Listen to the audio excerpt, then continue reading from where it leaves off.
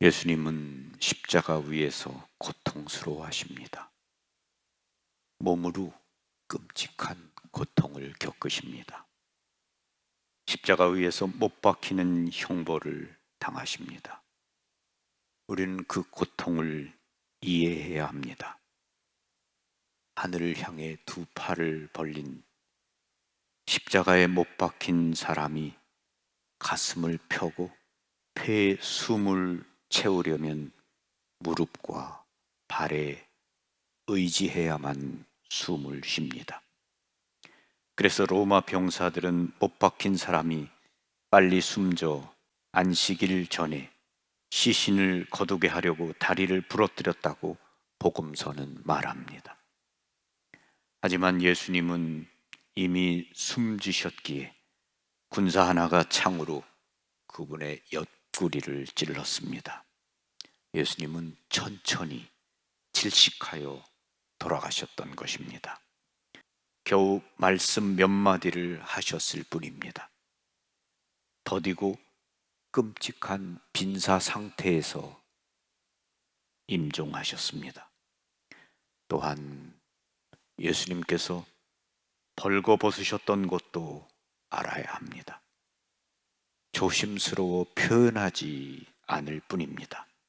노예나 십자가에 못 박히는 사람의 옷은 모조리 벗겨졌습니다. 품위를 다 벗겨냈습니다. 형벌에 굴욕을 더하는 일이었습니다. 예수님께서 혼자이셨다는 것도 알아야 합니다. 친구는 모두 떠났습니다. 베드로는 예수님을 모른다고 했고 멀리 있습니다. 다른 제자들도 믿음을 잃었습니다. 예수님을 의심합니다. 더 이상 예수님을 믿지 않습니다. 예수님의 사명도 말씀도 믿지 않습니다.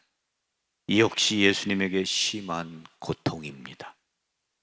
예수님 주위에 율법학자와 바리사이, 증오에 찬 군중이 조롱합니다. 승리를 즐거워합니다. 고통스러워하는 사람을 비웃으며 승리했다고 믿습니다. 다만 마리아님이 거기 선 채 계셨습니다. 아무 말씀도 하지 않으십니다. 예수님의 말씀을 듣습니다. 아버지, 저들을 용서해 주십시오. 저들은 무슨 일을 하는지 모릅니다. 외침이 아니었습니다. 겨우 숨을 쉬는 이의 입에서 나온 입김이었습니다. 마리아님은 거기 계시며 걸려 넘어지지 않으셨습니다. 예수님의 때임을 아십니다. 가나에서 아직 저의 때가 오지 않았습니다 하신 예수님의 말씀을 들으셨습니다. 지금이 예수님의 때임을 아십니다. 마리아님은 존재 깊숙이 이때가 중요한 순간임을 아십니다. 이사야의 예언이 마음에 울렸겠지요. 고통받는 종의 신비, 무참히 짓밟히고 인간의 아름다운 모두 상실한 채 괴로워하는 고통을 아는 사람, 이 사람을 통해서 세상은 구원됩니다. 이는 신약 성경에서 가장 큰 신비입니다. 우리는 단죄받는 이를 통해 구원됩니다. 그분의 상처를 통해 치유됩니다. 그리스도는 당신의 사랑을 표시하고 이루시기 위해 당신의 고통이 생명의 샘이 되기 위해서 신비로운 하늘문이 되시기 위해 돌아가셔야 했습니다. 마리아님은 거기 계십니다. 율법학자와 바리사이에게도 화도 내지 않으십니다. 두려워하지 않으십니다. 실망하지 않으십니다. 온 존재가 예수님을 향해 있습니다. 온 존재로 예수님께 너를 믿는다 라고 말씀하십니다.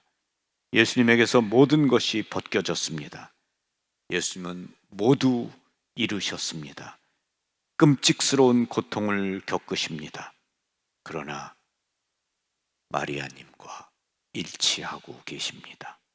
말씀은 마리아님과 일치하여 세상에 오셨습니다. 그리고 이제 마리아님과 일치하여 세상을 떠나십니다. 마리아님은 예수님과 온전히 일치하십니다. 당신을 예수님과 함께 아버지께 봉헌하십니다. 마리아님의 마음은 상처를 입습니다. 창에 찔립니다. 바로 시메온의 예언이 이루어집니다. 예수님의 찔린 몸과 마음과 함께 마리아님의 찔린 마음은 아버지께 봉헌됩니다.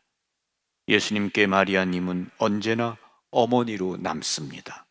예수님은 마리아님과 일치하십니다. 마지막 순간, 마지막 유대도 끊으십니다.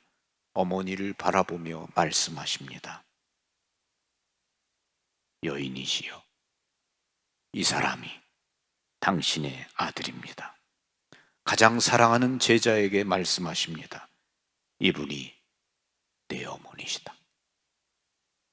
상상해 봅니다. 그 순간 마리아님은 요한을 바라보셨겠지요. 요한에게 어떤 표시를 하셨을 듯도 합니다. 마리아님은 더 이상 예수님을 바라보지 않으십니다. 예수님은 마리아님을 요한에게 주시자마자 말씀하십니다. 목마르다. 성경에 나오듯이 몹시 불안하다는 뜻입니다. 그리고 곧 영을 아끼십니다. 숨을 거두십니다.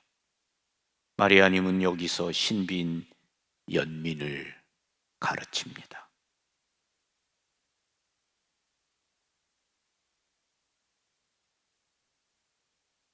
고통을 겪으시는 예수님의 모습에서 커다란 신비인 인간의 고통을 어렴풋이 봅니다. 우리의 고통, 상처, 약함, 우리 안에 있는 부서진 것들, 거절당할까봐 느끼는, 제자리를 차지하지 못할까봐 느끼는 두려움, 불안, 혼돈, 사는데 겪는 어려움을 예수님의 십자가와 부활에 결합시킬 때 생명의 샘이 됩니다. 우리는 상처나 부모, 사회, 우리에게 잘못한 이들에게 분노하지 말아야 합니다. 그 고통들은 쓸모없는 것이 아니라 땅을 기름지게 하여 열매를 잘 맺게 하는 걸음과 같습니다. 예수님께서 어느 것 하나 빠짐없이 모두 되찾아 당신 안에 받아들이심으로써 힘찬 생명력이 되도록 변화시켜 주심을 우리는 그분과 함께 발견해야 합니다. 예수님은 우리가 고통을 선물로 발견하도록 오십니다. 물론 고통을 누그러뜨리지 말자는 뜻이 아닙니다. 어려움을 겪는 이가 있으면 그 어려움을 없애려고 노력해야 합니다. 고통의 직면에서는 연민을 발휘할 필요가 있습니다. 엄마가 아이를 잃었을 때, 아내가 남편을 여의었을 때, 젊은이가 더는 걷지 못하게 되었다는 것을 알았을 때는 어떤 능력이 아니라 함께하는 연민이 필요합니다. 어떤 이가 숨을 거둘 때는 그의 구원을 위해서 무슨 일이든 해야 합니다. 또 그를 외롭게 두지 않고 곁에서 천국문까지 동반해 줄 사람도 필요합니다. 우리는 마리아님처럼 연민으로 현존하는 법을 배워야 합니다. 세상에 생명을 주기 위해서 우리는 예수님과 일치하며 마리아님과 함께 고통의 신비를 봉헌해야 함을 깨달아야 합니다. 눈물샘이라는 잠바니의 글 여러분들에게 읽어드렸습니다. 잠바니에는 캐나다의 수상 총리의 아들이었습니다.